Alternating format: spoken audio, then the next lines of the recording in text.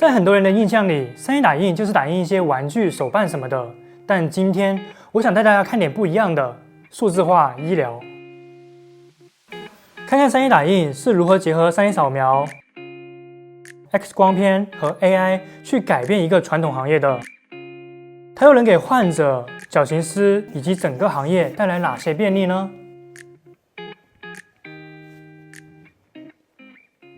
？Hello， 大家好，我是欧文。作为一个专注于探索3D 打印应用的博主，我希望能通过我的视频和创作项目来探索更多3D 打印的实际应用，并启发大家把3D 打印与自己的领域相结合。这里我想先感谢一下屏幕前的同学们对之前3D 打印假肢项目的关注和点赞。现在我也已经帮助了10个左右的患者更好的行走。同时，视频也给到一些企业信心，去尝试并引入3D 打印技术。所以今天我们就从第三人称视角来看看3D 打印是如何影响康复支具行业的。同学们将会看到传统脊柱侧弯矫形器和数字化矫形器的制作流程和工艺对比，看到3D 打印都能给患者和这个行业带来哪些变化和便利。然后我们把这个模型拿下来。开始之前，先感谢一下 Polymaker 知名的3D 打印线材厂商为这次视频提供了真实案例。整个项目前后跟踪了半年多时间，那我们就废话不多说，一起来看看吧。据中国青年报报道，脊柱侧弯已成为继近视和肥胖后第3大青少年健康威胁。我国中小学生发生脊柱侧弯的人数已经超过了500万，并且在以每年30万左右的速度递增。特发性脊柱侧弯的诱因有很多种，包括遗传、青少年期脊柱快速生长又缺乏锻炼，导致肌肉力量不足，以及长期不良坐姿、脊柱受力不均等等原因导致，甚至是小到不良的握笔姿势，导致我要侧头才能看见我所在写的字。长期这样的不良坐姿也会导致脊柱侧弯。所以这里给大家分享一个脊柱侧弯的自筛小技巧：拖鞋双脚并拢，家长在后方观察双肩是否等高，肩胛骨是否有一边突出，骨盆是否高低一致，以及前屈时是否高低不平。如果发现上述情况，就需要去医院康复科，让医生进行更专业的诊断。做的话，我们这个一般你要双手合十，然后低头弯腰，像我这样。对，这里矫形师也是对我进行了一个简单的脊柱侧弯检测，测量我的躯干旋转角度 （Angle of Trunk Rotation）， 简称 ATR。往下滑，往下滑。一般我们是5度以内是正常的，风险比较低的。一般5度是阳性，可以去拍 X 光片；7度以上推荐进行全脊柱 X 线检查。然后医生会根据患者的 X 光片得到一个 COP 角，COP 角10度以内为体态不良，10度以上就是脊柱侧弯了。10到20度为轻度脊柱侧弯，可以通过专门的矫正训练来调整。20到45度为中度脊柱侧弯，需佩戴矫形支具加矫正训练来矫正。45度以上为重度，符合手术指针。但家长们千万不要因为 COP 角度数不大而掉以轻心。这一次去记录的其中一个小女孩，1年之内 COP 角就从8度飙升到了18度。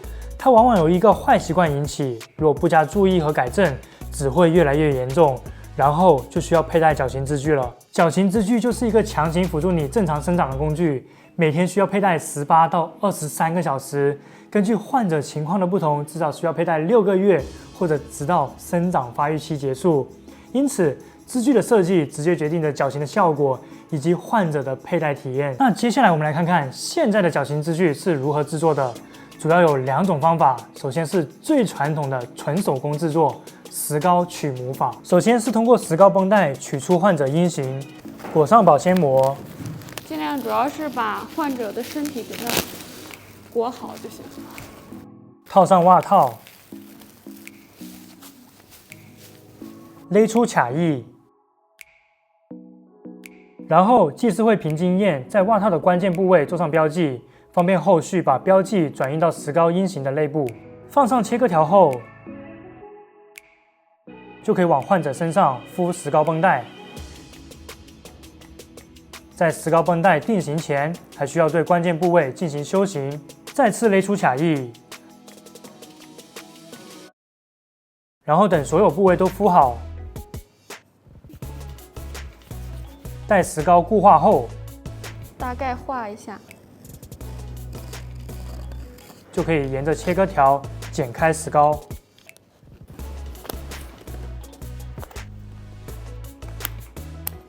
取下模型，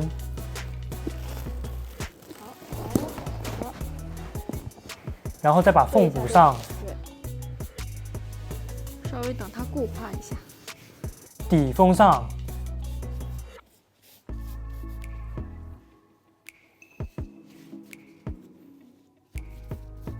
就成功得到患者的阴型。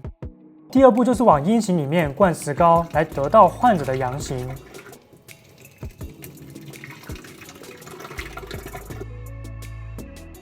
并把石膏转移到操作台上，进行下一步修形。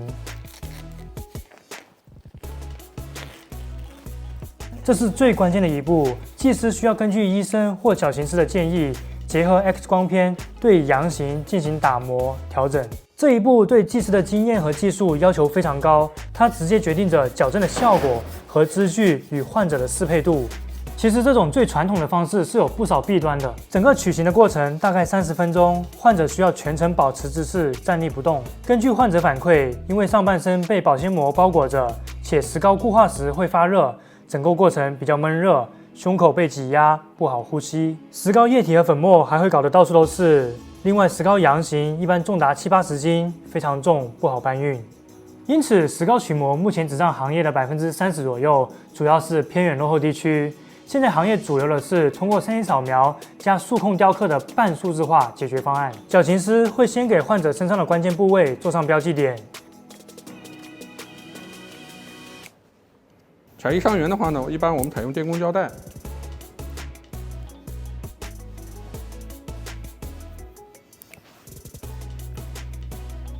准确地塑造假一伤员的形状。用3D 扫描仪把患者的上半身扫描出来。处理好扫描文件，然后就可以把3D 扫描模型和 X 光片在电脑中进行结合。我们通过扩波角度来判断它弯曲的严重程度。现在的扩波角度的话呢，可以通过人工智能的小程序来对它呢直接进行计算。我们通过这个人工智能小程序的话呢，就显示出来，这个患者，那么它的主要弯曲是在胸椎这一块。同时的话呢，我们也能标记相应的骶椎。通过这样的一个判断，我们就能够知道我们患者穿戴矫形器它的设计的这个压力点的主位置在胸9和1/2。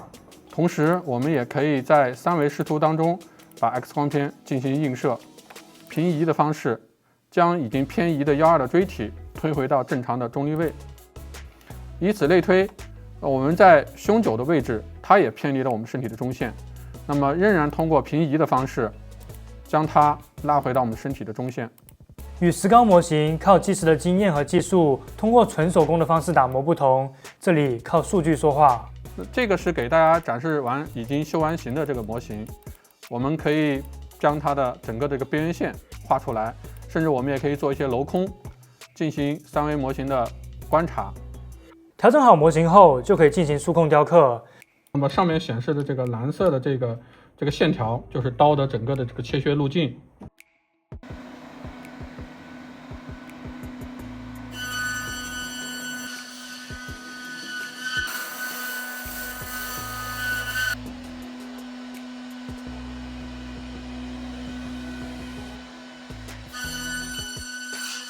这里雕刻的材料是高密度泡沫，会比石膏轻非常多。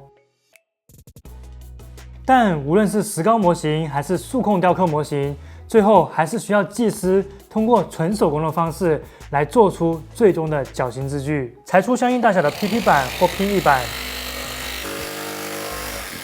并对其进行加热。等材料透明软化后，就可以把它附在阳型上，利用真空负压对其进行塑形。开泵吧。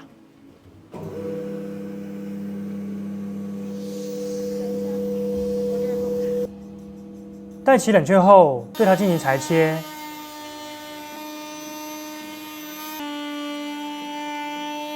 然后我们把这个模型拿下来，再把边缘打磨干净。最后加上松紧带就完成了。但这2种技术都有3个共同的痛点。传统我们需要取阴形、修阳形，然后再塑形，就是反复的这样一个过程。在这个过程中会产生一些很大的一些误差，就比如石膏的它的一个热膨胀，比如板材的这个吸塑，它会产生这个膨胀等等。再就是从这个模型设计上面，传统的模型基本上都是整个板材，如果想加镂空的话，可能是手工的去打一些洞，或者是用激光雕刻等等。石膏也好，或者是我们雕刻工艺也好，它要有这个阳形嘛，这个阳形它是非常占地方，生产阳形的过程中也会产生很多的这个工业垃圾，这一部分处理是非常困难的。后面我也了解到，为了避免支具用坏了需要重做，每个患者的阳型至少需要保存6个月以上。不但储存空间是个问题，6个月后把这些阳型当垃圾处理掉，也是一个比较麻烦的问题。再就是在这个后期的一个设计过程中，传统的支具过度的依赖我们技师的手感经验、技师的本人这一块儿。如果我们采用数字化设计，因为软件它会提供很多的一些数据参考，还有数据的一个对比，再加上我们临床经验，就可以很好的完成这个脊柱侧弯矫正器的这个生物力学设计。采用数字化3D 打印的话，我们是非常精准的得到我们最终的形状。就是说我在软件上面给了多大压力，最终出来的成品和软件上几乎是能保持完全一致的，这是我们数字化最大的一个优势。再就是采用3D 打印的话，可以在设计的过程中，把这个个性化的一些镂空图案，甚至一些这个局部加强筋、局部加厚等等，直接融入到我们这个成品里边去。不管是从它的这个轻便性、透气性，还有这个精准矫正等等各个方面，它是具有很大的一个优势。制作数量不大，单一侧弯来说，可能传统的这个速度会更快一些。但是说一旦上批量，暑期这个数量一旦上来之后，传统的是完全靠人力去做。一个成熟的技师，一天他可能也就修2到3个，传统手工就完全就是靠堆这个人数去完成这个任务。如果是我们采用3D 打印的话，这个设计师只需要在电脑上完成它的设计，然后剩下的加工工作交给我们的打印机。只要我们打印机数量足够的话，我们可以实现真正的批量化的个性化定制生产。接下来郑老师也是给我展示了一下他是如何把 3D 扫描完做出来的面片模型做成可以直接 3D 打印的矫形支具的。整个的设计思路非常值得参考，是一套可以套用在不同患者身上的参数化解决方案。这个面片我们是用 Mesh Misher 把它画出来，对于不打孔的地方我们这样去刷，把这个不打孔的地方分离出来，这就是我们不打孔的地方。这是2种颜色，红色的是镂空的区域，然后紫色的话是不打孔的一些区域。接下来我们就是要启动这个插件，插件是我们这个预设的一些参数，我们只需要根据插件的提示，按照它的顺序去选择。我们可以看到，就是选择它的原始模型，还有它不打孔的区域，还有开口连接线、局部加厚。接下来就是定义矫正器的厚度、边缘厚度等等一些参数。这就是最终做完的，直接可以用来做3D 打印的一个成品的形状。但 FDM 3D 打印最大的弱点是层间结合力差 ，Z 轴方向比较容易断。要让这个3D 打印的支具耐用，我们还需要一款超级3D 打印材料。接下来我来到了 Polymaker 江苏常熟的研发总部，看到了一款专门为3D 打印矫形支具而研发的层间结合力超强的特种材料 AutoTough 1000，开合10万次无变形，弯折3万次无断裂，Z 轴无缺口冲击测试，冲不断。以及非常夸张的 Z 轴拉伸断裂值。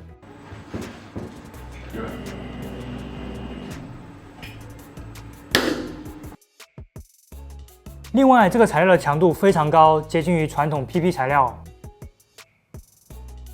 而且普通的3D 打印机就能打印。这款 3D 打印材料也通过了 GB16886和 ISO 10993的相关测试，符合 CFDA、FDA 和欧洲二类医疗器械的要求。也已经有用户用这款材料完成了 3D 打印脊柱侧弯矫形器的二类医疗器械注册。为此 ，Polymaker 也和合作伙伴一起建立了脊柱侧弯支具的交付能力。对，就是我们从面片开始，因为无论是数字雕刻还是这个3D 打印，它都从面片开始的。我们面片开始，然后面片加镂空加厚度加切片，大概是半个小时。然后我们材料准备加上机加手层检测，大概就是15到20分钟。我们宏观来讲就算1个小时吧。那准备时间1个小时就可以直接交给机器，然后你就不用管了。然后这个机器的话，一般就是在24个小时左右，相当于说是你在第2天的同一时间你就可以过来收了。那这样的话大概是一个周期。收的话就后处理，我们拆支撑加打磨，整个也就是在半个小时左右。所以说它整个需要人力的时间就是1个半小时，其他时间你都可以交给机器，大概这样的。接下来把支具打包好就可以寄出。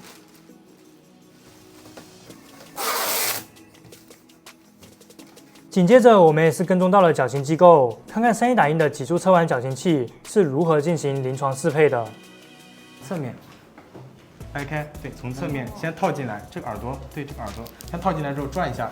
哦。对，这两边有个凹的地方，然后你骨盆这边是不是也凹进去的？穿上之后要往下落一下，确保它这个穿在正确的位置，这就位置就正确了。好，我们就暂时我们前2周啊，先按照这个紧度来适应，好不好？按照这个紧度，1天能穿到22个小时之后。整个适配的过程还是非常快速的，矫形师也会让患者模拟不同的动作和姿态，如有不适的地方，会现场对支具进行调整、切割、打磨、抛光，甚至可以用热风枪对局部进行重塑。其实基本上已经很正了。那现在就是记住你现在这种感觉，你站正之后这边是什么感觉，整个支具穿在身上是什么感觉。最后，小女孩还需要学习几个矫正训练的动作，搭配着支具一起治疗。矫形机构跟拍这一段是今年暑假8月中左右拍摄的，当时这家机构也才刚刚引入3D 打印的矫形支具1个月，愿意尝试3D 打印支具的患者并不多，个位数。虽然3D 打印的矫形支具已经在实验室里面经过了各种测试，但它的真实矫形效果和耐用性到底如何，还有待时间的检验。因此，在等待了4个月后，我对矫形机构进行了一次视频会议回访。好久不见，想问一下，你们到现在的话，引入3D 打印支具大概多久了？其实我们近1年呢，一直在筛选市面上的3D 打印支具，其实是从今年7月份正式引用了 Poly 的3D 打印支具。从引进3D 打印支具的话，我们大概做了暑假到现在嘛，大概上百例的患者。哦，已经有上百例了。那大概百分比是多少？跟传统的比，现在的话，我们这边的话，患者其实80%的家长和孩子会选择使用3D 打印支具，那20%的话左右会选择使用传统的。方面是外观性嘛，其实3D 打印它一个支具它的外观性会好看一点，然后就是透气性。上次那2个小女孩，第一次去采访2个小女孩，她们现在大概怎么样？2个的矫正效果都还蛮不错的。她们这2个女孩呢，她本身原来的度数，它就本来属于轻度的。那现在其实支具内已经给她矫到了一个10度以内了。然后2个小朋友，我们其实也1周啊3个月会进行回访，其实也是效果都蛮不错的。小孩子的配合度啊，各方面家长满意度啊都挺不错的。那现在使用了这么多个月下来，你们觉得3D 打印支具的效果会怎么样？跟传统的比？其实支具的效果，我们主要还是和支具师的设计。这是一个重要的一个节点。然后从我们现在的数据来看呢，这2种工艺的支具效果在短期的时间内，它没有一个明显大的差异。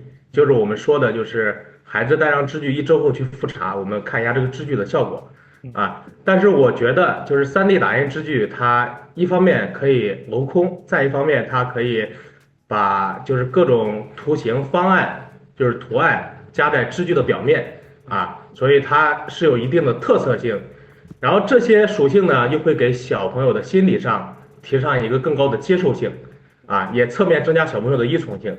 那么我们支距的矫正是一个长期的过程，如果小朋友的依从性增加，那么从长期来看，它会反哺于整个过程的矫正性。再一个就是它的韧度，其实3D 打印支距的韧度呢，比传统的也会好很多。你手去触摸的话，它的那个材料的弹性是有的，就是我们说柔韧结合嘛，软硬结合，它该软的地方它比较有韧性，该硬的地方它强度也是达到的。所以3D 打印支距它穿上之后，就是从体感上，小朋友的一个体感整体接受度上，它会相较于传统的话会更舒服一些。另一方面就是我们在调整的时候，其实，我觉得这是我比较惊喜的一个点，就是 3D 打印的支距，其实在切割啊、加热啊各方面、热处理方面啊，跟传统的话其实是差不多的。这是我比较惊喜的一点，就是 3D 打印能做到这种，我觉得就已经比较好。从这个生产过程中来讲，这个3D 打印，第一不会那么脏了，对这个员工的伤害减少，因为你本身你要去雕刻有很多的粉尘，雕刻完了成型以后有很大的味道，这个对职工的伤害、职业伤害，我觉得这个是减少。能不能说3D 打印能更好的去实现你们的设计？如果是手工去做的话，可能会有一些偏差。完全可以，因为我们本身姑苏区它是这样，姑苏市区它是不能做制作，所以我们有一些设计也在传统的地方去做，不是说人家不好，它可能在操作过程中就会产生一定的误差。过来的话，我们可能要去把这一块补出来。2个人的一个默契其实不是那么容易很快去建立的。那中间的时候你们需要沟通的吗？必须要沟通，是要沟通。就是我当时设计的时候，我是怎么样一个想法，那你到时候你切割打磨的时候，你要比如这哪边要给我多保留一点，哪边我多少会跟你自己的设计稍微有一点出入，就是它会有一些人工的介入啊，就误差会比较大一点。3D 打印肯定就像纸张打印一样的，我肯定是给它什么就是做到什么，那对我们设计的保留，对我们设计的一个呈现，肯定是有一个更好的效果。最后一点补充一点，就是说这个3D 打印到底能待多长时间，我不太清楚。但目前来看，半年肯定是可以的。我们跟家长也说，如果说在这个过程中如果坏掉，我给你重新打一个。还有就是再也不会存在固体废料的问题，所有患者的数据都可以储存在电脑里，需要的时候调出来重新打印即可。在拍视频的时候，我是真的非常欣慰，3D 打印能够真正的帮到这个行业，从患者、机构、生产制作流程到环境。屏幕前的同学们，如果3D 打印也有一定程度上改变你所在的行业，可以在评论区跟大家分享讨论一下。最后再次感谢 Polymaker 为这期视频提供的素材，听说他们还有几款非常特别的材料已经投入到了其他的行业中。如果同学们想看更多类似的案例的话，别忘了点赞关注欧文来造，我能做到你就能做到，我们下期见。